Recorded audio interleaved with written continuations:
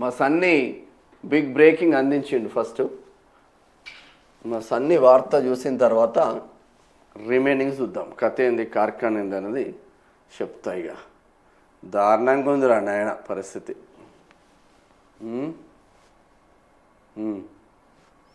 కాళయాదేని తిరగబడ్డది అన్నీ చూపిస్తాయి. ఈయననే సిఐ ఈయన పేరు కాంతారెడ్డి. ఈయన పేరేం పేరు? కాంతారెడ్డి.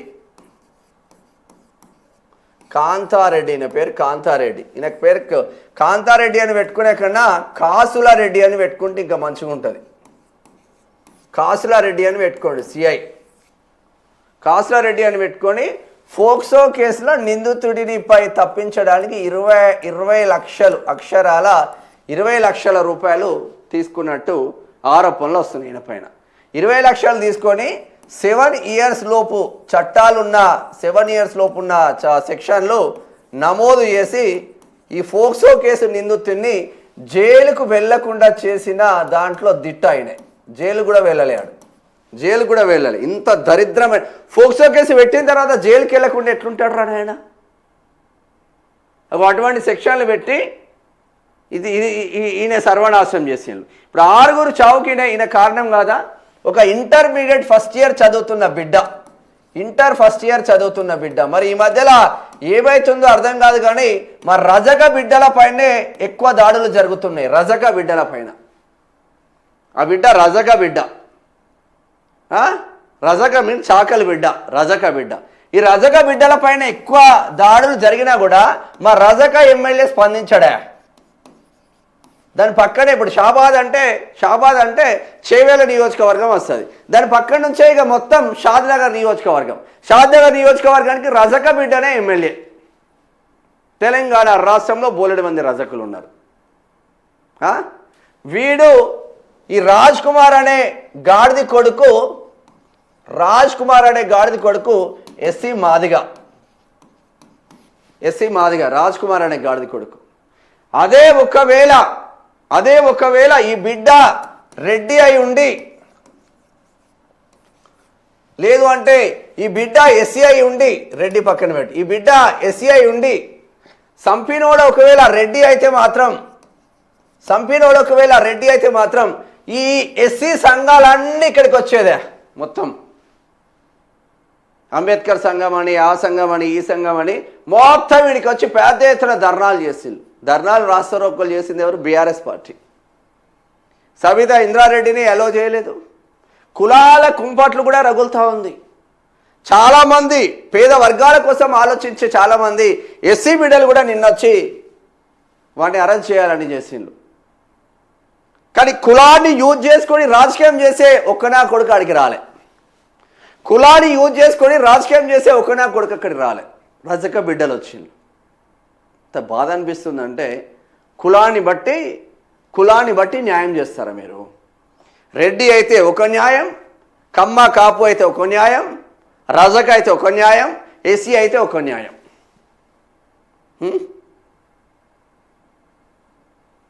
మొత్తం రజక బిడ్డల పైనే జరుగుతుంది. ఏం జరుగుతుందో అర్థం కావట్లేదు రాష్ట్రంలో. జీడిమెట్లలో ఆ పోరి తల్లిని చంపింది రజక బిడ్డనే. నాగర్ కర్నూలులో అదే జరిగింది. మొత్తం ఇంత పెద్ద ఎత్తున ఏం జరుగుతుందో. మొన్న వాడు ఖమ్మంలో రజక బిడ్డనే, షాబాద్లో రజక బిడ్డనే. మరి రజక బిడ్డలు మేల్కుంటారా, ఇంకా అదే కోణంలో ఉంటారా? దుర్మార్గుడు. ఇప్పుడు ఈ సిఐ కాంతారావు అనే క్యాండిడేటు వాని మీద ఫోక్సో కేసు అయితే వాడిని జైలుకు పంపిస్తే ఈ తతంగం ఉండున్నా. ఇప్పుడు వానికి కొంచెం బుద్ధి వచ్చేది కదా. జైలుకు పంపించకుండా వానికి హైకోర్టు బెయిల్ ఇస్తుందా? హైకోర్టు బెయిల్ ఎందుకు ఇస్తుంది? వాడు ఎటువంటి వాడు ఏంది అనేది సంబంధం లేదు. ఆ సెక్షన్లు ఏమున్నాయి దాంట్లో, ఆ సెక్షన్లను బట్టి వాళ్ళు బెయిల్ ఇవ్వాలా, జైలుకు బెయిల్ ఇవ్వాలా, ఏం చేయాలనేది చూస్తారు.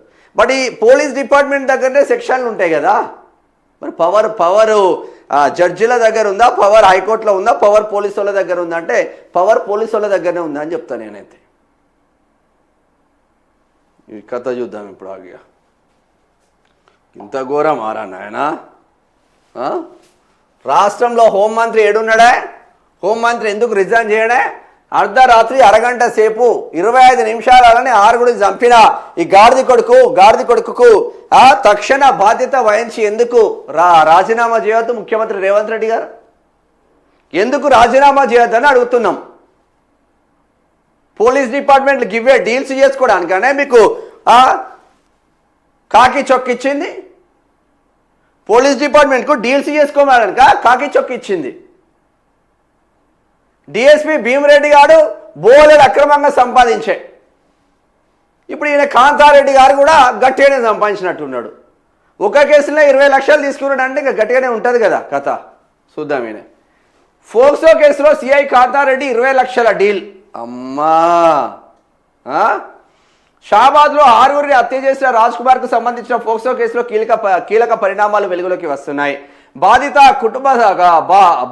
బాలిక కుటుంబం తనపై నమోదు చేసిన ఫోక్సో కేసులో అరెస్టు కాకుండా ఉండేందుకు రాజ్ కుమార్ అక్షరారా 20 లక్షలు ఇచ్చినట్లు ఆరోపణలు గుప్పమంటున్నాయి.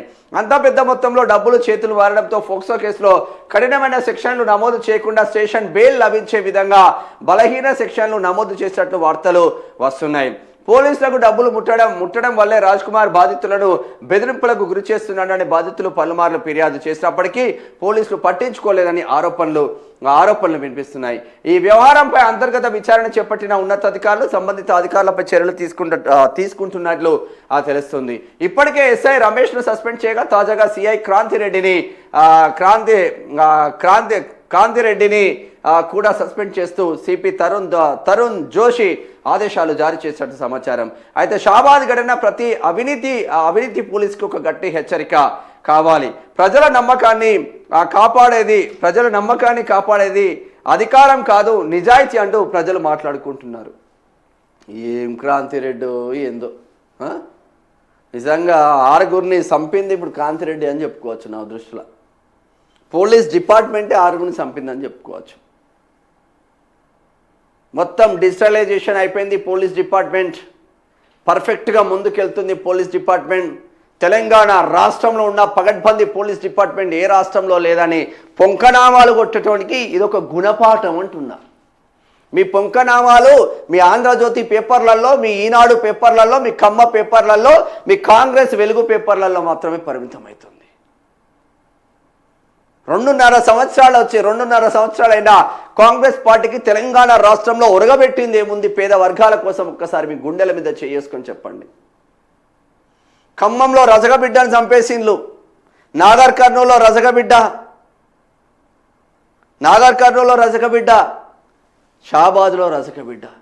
రజకుల పైన దాడులు జరుగుతున్నా కూడా ఏకైక రజక ఎమ్మెల్యే ఒక్క స్టేట్మెంట్ ఇచ్చి చావడా. పక్కనే షాబాద్ పక్కనే ఉంటుందా షాద్నగర్ నియోజకవర్గం.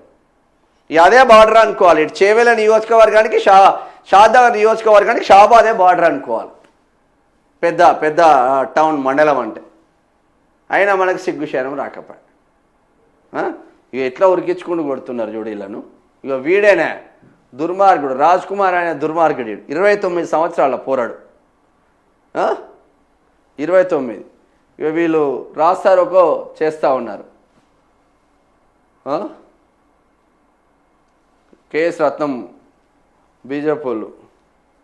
ఇగో ఈ పోలీసు వాళ్ళు చూడు, సవితా ఇంద్రారెడ్డి కారును అడ్డుకోవడానికి గుతుపలు పట్టుకొని ఉన్నారా. గుతుపలు కొట్టడానికి అన్యాయానికి ఎవడైనా అవినీతి చేసినా అవినీతి పరులను గుతుపలు అందుకొని కొట్టాలి. ఈ రోజులలో ఇప్పుడు నక్సలైట్లు లేరు, వాళ్ళు గుతుపలో తుపాకులో పట్టి బెదిరించేది. ఇప్పుడు పోలీసు వాళ్ళు బెదిరిస్తున్నారు. రౌడీ షీటర్లు పోలీసు వాళ్ళే రౌడీ షీటర్లు అవతారాలు ఎత్తుతున్నారు. ఇప్పుడు పోలీసు అంటేనే ఉత్సాహపడాలి ఇక ఎవరికైనా. ఇక చూడు పాపం ఖాళీ ఆదాయ పరిస్థితి ఎట్లా అయిందో చూద్దాం ఒకసారి.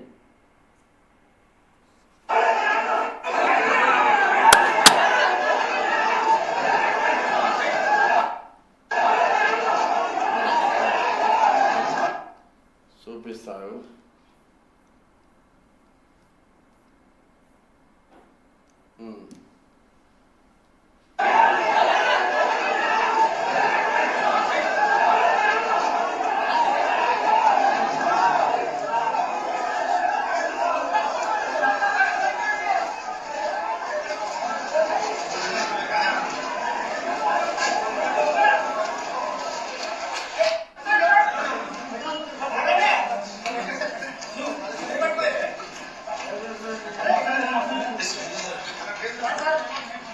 చెమటలు పట్టినాయి పాపం, కళ్ళలో చెమటలు పట్టినాయి.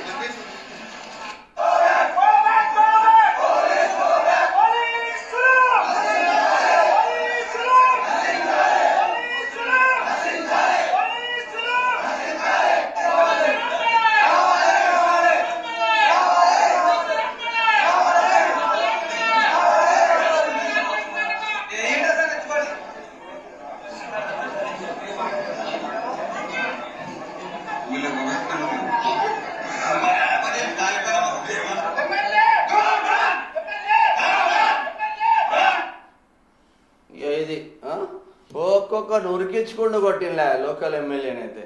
బీఆర్ఎస్ వాళ్ళు అందరు దిగిళ్ళు, తప్పు లేదు, అండగా ఉండాలి, తప్పు లేదు.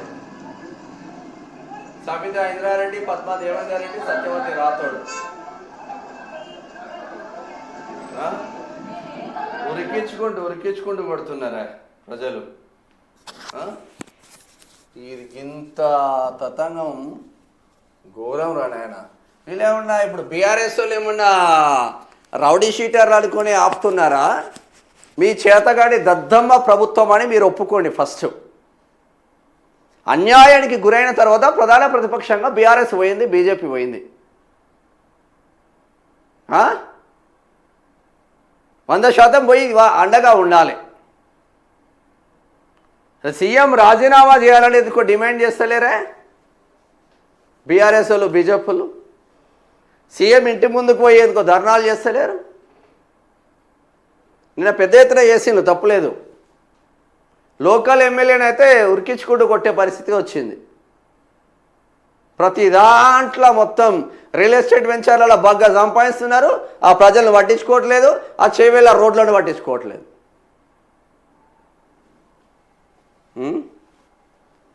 ఇక వీడే దుర్మార్గుడు. అర్ధరాత్రి నరమేధం, 6గురిని అతి కిరాతకంగా చంపిన రాక్షసుడు. ఫోక్సో కేసు పెట్టిన బాలిక ఫ్యామిలీపై కక్షతో మారణకాండ. ముందుగా బాలిక ఇంట్లోకి వెళ్ళి ఆమె తల్లి నానమ్మను చంపేసిండు. అక్కడి నుంచి బాలికను ఎత్తికెళ్ళి ఆమెను గొంతు కోసి చంపేసిండు. ఆ తర్వాత తన సొంత ఇంట్లో కిరాతకం. భార్య ముక్కుపచ్చలారని 2 పిల్లల ఊచకోత. తాను ఆత్మహత్య చేసుకోబోతున్నట్లు తండ్రికి ఫోన్. రంగారెడ్డి జిల్లా షాబాద్లో దారుణం, జాడలేని కిల్లర్. ఆచూకీ కోసం పోలీసుల గాలింపు. ఉన్నతాధికారులు సీరియస్, ఎస్ఐ సస్పెన్షన్. ఇప్పుడు సిఐ కూడా సస్పెన్షన్ చేసిండ్రు. ఏందిరా నాయనది? ఫోక్సో కేసు నిందితుడిని కాపాడింది ఎవడరా నాయన అంటే షాబాద్లో పోలీస్ డిపార్ట్మెంటు, ఎస్ఐ గారు, సిఐ గారు, ఏసీపీ గారు అని చెప్పుకోవచ్చు. ఫోక్సో కేసు ఏసీపీ ఆధ్వర్యంలో నడుస్తుంది. మరి ఏసీపీకి ఏ సెక్షన్లు పెట్టిలో తెలుస్తలేదా? సిఐ అంటే 20 లక్షల డీల్ తీసుకొని గుప్పం అంటుంది, 20 లక్షల డీల్ తీసుకొని సైలెంట్గా ఉన్నాడని. వాడు ఎకరం భూమి అమ్మిండ 1.5 కోటి రూపాయలు వచ్చినాయంట. ఇంటర్మీడియట్ ఫస్ట్ ఇయర్ అమ్మాయిని వాడు బనాయించడం మొదలు పెడితే అలా భార్యకు తెలుసుడుతోనే, అడగడంతోనే గొడవలు స్టార్ట్ అయినాయి. ఇది కథ దీనిపైన. ఇక వీడి అదే షాబాద్ చౌరస్తాకు తీసుకొచ్చి నడి రోడ్లో ఇప్పుడు ఆయనకు తండ్రి లేడు. ఆ పిల్లకి తల్లి చనిపోయింది, ఆ పిల్ల చనిపోయింది. మానసిక వికరాంగురాలు ఒక్కతే మిగిలింది, వాళ్ళ నాన్నమ్మ చనిపోయింది. మానసిక వికరాంగురాలు ఒక్కతే మిగిలింది. ఇప్పుడు ఆ బిడ్డకు అండగా ఎవడుంటాడు?